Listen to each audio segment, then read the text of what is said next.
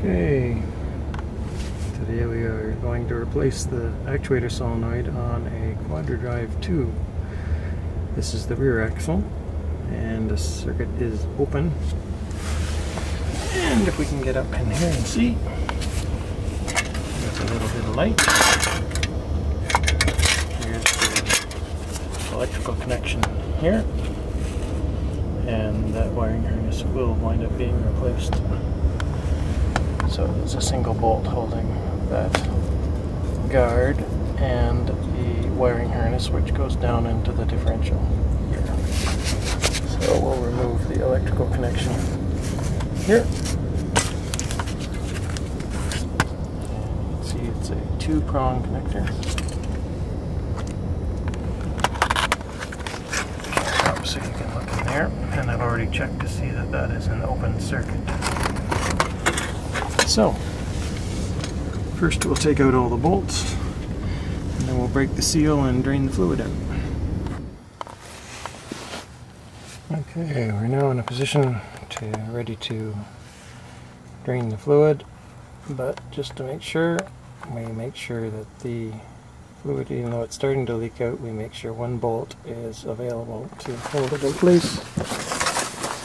Position the drain in place so that we catch all the fluid, and there goes the fluid.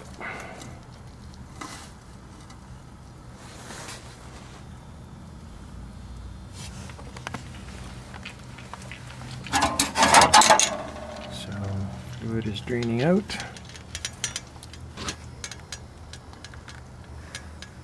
And certainly is rather dark, but this vehicle has 155,000 clicks on it.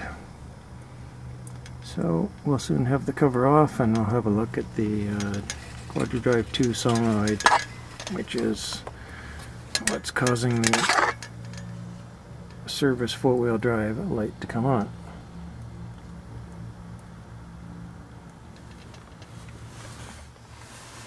Okay, last bolt is out, so we can just move the camera here a bit. I'll take the cover right off. And we can see the fluid is still coming out. Okay, so here's the troublesome part. Right there. So that's the solenoid that causes a bit of grief. And there is a retention clip that holds it in place. So, and that's the wiring harness there, which heads up to the top, and we'll be replacing the wiring harness as well, since it's open circuit. First we'll check to see what the connection is like. Yep, connection is solid. So whatever the problem is, it's related to the solenoid itself most likely. But it's a good idea to replace the wiring at the same time as you replace the solenoid. Good idea to note the position of the solenoid. And you'll notice that the connector itself faces towards the differential. And that is the retaining clip there. This is the guts of the Chrysler Quadra-Drive II. And I'll be reaching in there to get out that fluid from the bottom of the transfer case, or of the axle housing too. Next step.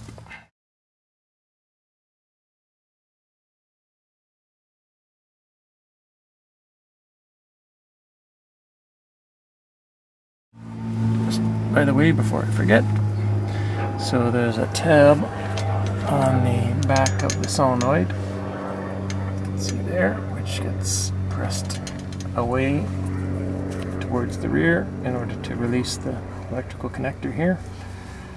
And then we just undo the bolt on top. By the way, the main bolts for the cover were 13mm. Okay. Yes, this bolt was a 10mm, and you'll notice that when it comes out, there is a guard that comes with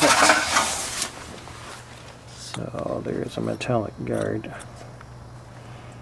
that will be positioned like this, facing with the opening facing towards the driver's side, which is where the wiring harness comes in. now the wiring harness will have to be pried up out of its hole so we can replace the harness where it travels through into the body of the axle housing. Okay, because the connector is a bit stuck there as expected, so I've hit it with some P-blaster, PV penetrating blaster. Let it sit for a couple of minutes and dissolve some of the rust that's holding it in place so we don't destroy it trying to get it out. We'll have to get something underneath it to pry it out.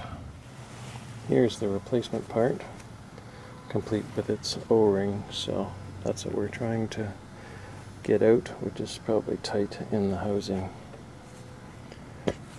But that's the new connector right there. Here is the new solenoid,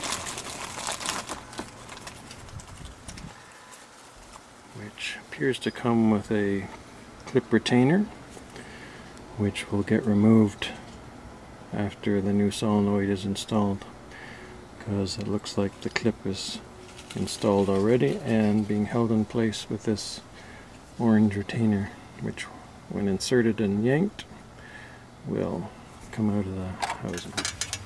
Okay, as usual, because we're having problems getting things apart, I removed the spare tire. Much better access now. I can get in and hammer away a little more. Because, as you can see, that tab is broken off, trying to pry it out. And we need to work on it some more. Okay, now it took some drummeling to finally get that little broken piece out of there, but there's the mounting hole, and that's where the new wiring harness will slip down and get bolted into place. It's certainly a lot easier with the spare tire. Okay, now the connector is now in place. I soaked the whole area with axle oil, and now we'll put the bolt on the guard in.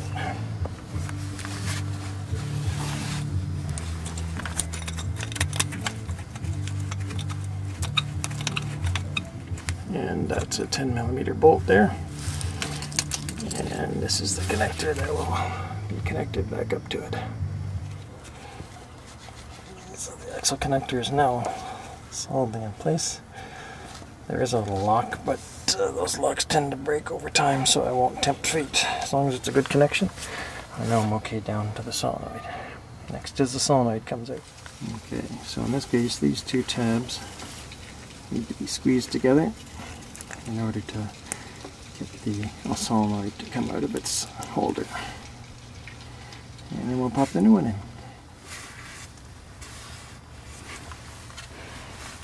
And the solenoid is clear.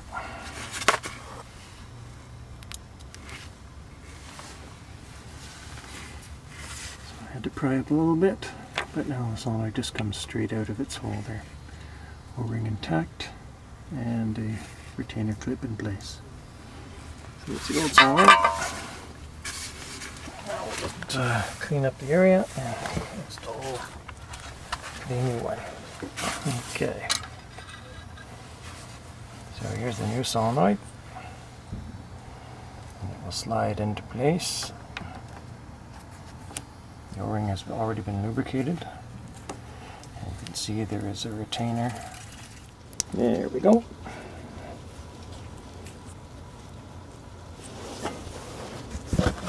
So, the solenoid is now seated properly. The retainer slides in its retainer groove. And the last thing we'll do is make the electrical connection, which goes with the rib side towards the back. Okay, the answer was to lift slightly on the connector, lift the connector in the direction away from the center line of the solenoid to get it to engage properly. So now that's properly engaged. Now we can concentrate on cleaning up the old RTV and getting ready to clean out and reseal the case. Okay, here's a little trick. While you're doing the scraping of the RTV, it's a good idea to stuff a shop rag into the diff so that any junk that comes down from above doesn't wind up in the diff. Okay.